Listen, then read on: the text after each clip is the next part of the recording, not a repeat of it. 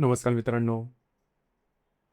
ज्या कन्या राशीने प्रत्येक गोष्ट समजून घेण्याचा प्रयत्न केला, आता आयुष्य तिला समजून घ्यायला लागणार आहे. कन्या राशीच्या व्यक्तींबद्दल एक गोष्ट कायम बोलली जाते, ही माणसं भावना कमी आणि विचार जास्त करतात. काही लोकांना वाटतं की कन्या राशीची माणसं अगदीच थंड असतात. पण त्यात तथ्य मात्र तसं नाही. ही रास भावना लपवते.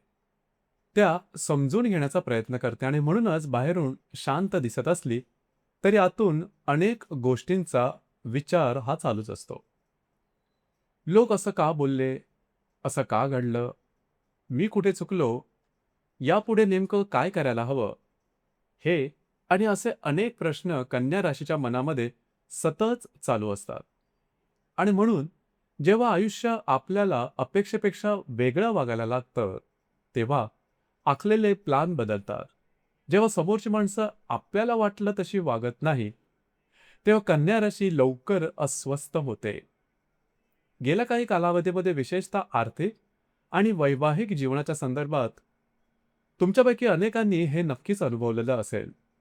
काही ठिकाणी पैसा असूनही समाधान नव्हतं. काही ठिकाणी नातं असूनही रुक्षता वाटली. काही ठिकाणी प्रयत्न करूनही परिणाम मिळत नव्हते आणि सर्वात महत्त्वाची गोष्ट म्हणजे तुम्ही स्वतःच स्वतःवरच्या संदर्भात जास्त कठोर झाले होता. काही वेळा इतका विचार केला की निर्णय घेण्याची ताकदच कमी झाली. पण जून 2026 हा महिना तुमच्यासाठी एक वेगळीच भेट घेऊन आलेला आहे. या महिन्यातील सगळ्यात महत्त्वाची घटना म्हणजे गुरु ग्रह आता तुमच्या लाभस्थानामध्ये प्रवेश करणार आहे. आतापर्यंत गुरु 10व्या स्थानात होता, त्यामुळे काम, जबाबदाऱ्या, ताण, अपेक्षा आणि सतत स्वतःला सिद्ध करण्याचा हा काळ होता. पण आता हळूहळू परिणाम दिसायला सुरुवात होईल. आता तुम्ही जे पेरलं होतं त्याची फळं दिसतील आणि म्हणूनच जून महिना कन्या राशीसाठी फक्त एक चांगलाच महिना नाही, तर आयुष्याला दिशा देणारा महिना ठरणार आहे.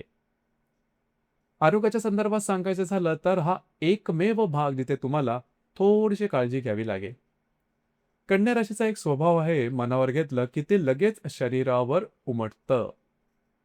विचार जास्त केला तर तो जाणवतो. मग पाठीचे त्रास, पोटाचे त्रास, डोकेदुखी, ॲसिडिटी, झोपेचा असमतोल अशा छोट्या छोट्या वाटणाऱ्या गोष्टींकडे दुर्लक्ष करू नका आणि ह्या गोष्टी मोठ्या सुद्धा होतात. जर आधीपासूनच काही त्रास असतील तर तो पुढे ढकलू नका, त्यावर लक्ष द्या. आणखी एक महत्त्वाची गोष्ट, या महिन्यामध्ये प्रलोभनांच्या मागे लागू नका. गरजेपेक्षा मोठी जोखीम घेऊ नका.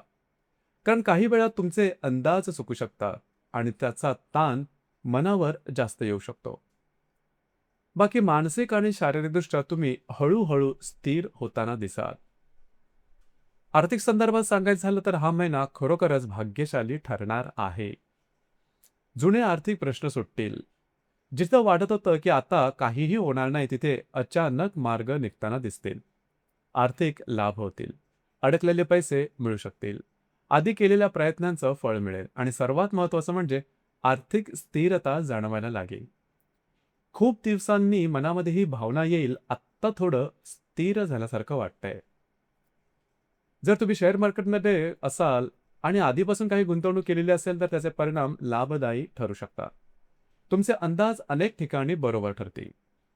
पण नवीन रिस्क मात्र घेऊ नका. घर आणि गृहसौख्याच्या बाबतीत हा महिना खूपच सुंदर राहणार आहे. घरातील व्यक्तींशी नातेसंबंध सुधारतील. ज्या गोष्टी बोलायच्या राहिल्या होत्या त्या बोलल्या जातील. गैरसमज कमी होतील. आणि सर्वात महत्त्वाचं म्हणजे तुम्हाला पुन्हा घरामध्ये मानसिक शांतता जाणवायला लागेल. काही जण घरामध्ये बदल करतील.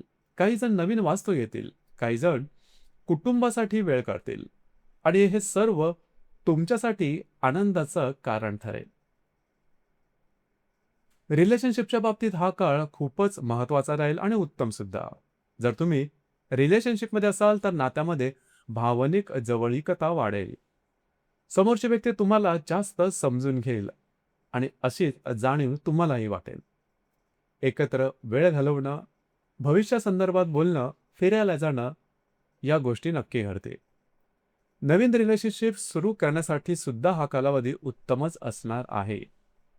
काही लोकांच्या आयुष्यात अचानक व्यक्ती येऊ शकतील आणि त्या व्यक्तीबरोबर एक वेगळीच सहजता जाणवू शकेल. गर्भवती महिलांसाठी हा कालावधी उत्तमच असणार आहे. विद्यार्थी वर्गासाठी सुद्धा हा महिना अपेक्षेपेक्षा चांगला राहणार आहे. एकाग्रता वाढेल, अभ्यासामध्ये मन लागेल आणि स्वतःवरचा विश्वास वाढेल. वैवाहिक जीवनाच्या बाबतीत गेल्या काही महिन्यांमध्ये ज्या गोष्टी तणाव निर्माण करत होत्या त्या आता शांत व्हायला लागतील, स्थिर व्हायला लागतील. समजूतदारपणा वाढेल, संवाद वाढेल आणि नात्यामध्ये स्थैर्य येईल. ज्या व्यक्ती विवाहाच्या प्रतीक्षेमध्ये आहेत त्यांच्यासाठी हा काळ विशेष महत्वाचा ठरू शकतो. नवीन स्थळ मिळणं, विवाह ठरणं, एंगेजमेंट होणं किंवा नात्याला पुढची दिशा मिळणं असे अनुभव येऊ शकतात. करिअर आणि कार्यक्षेत्राच्या बाबतीत हा महिना तुमचं नाव पुढे घेऊन जाणारा ठरेल. तुमच्या कामाचं कौतुक होईल, वरिष्ठ प्रभावित होतील, सहकाऱ्यांकडून मदत मिळेल. काही नवीन दारं सुद्धा उघडताना दिसतील आणि सर्वात महत्त्वाचं म्हणजे खूप दिवसांनी तुम्हाला स्वतःच्या क्षमतेवर परत विश्वास वाटायला लागेल. पण या महिन्याच्या 15 ते 29 तारीख ह्या 2 तारखा लक्षात ठेवा. त्या दरम्यान मोठे निर्णय, कमिटमेंट्स, कागदोपत्री व्यवहार यामध्ये घाई मात्र करू नका. प्रलोभनापासून दूर राहा. कारण काही वेळा जे खूप आकर्षक दिसतं ते खरोखरच योग्य असेलच असं मात्र नाही. बाकी जून 2026 हा कन्या राशीसाठी फक्त शुभ महिना नाही, तर पुन्हा एकदा स्वतःवर विश्वास ठेवायला शिकवणारा महिना आहे. या महिन्याच्या शेवटी कदाचित तुम्ही स्वतःला एक गोष्ट नक्की सांगाल, सगळं माझ्या मनासारखं झालं नाही, पण जे झालं त्यानं मला खूपच शिकवलं, मजबूत केलं. धन्यवाद.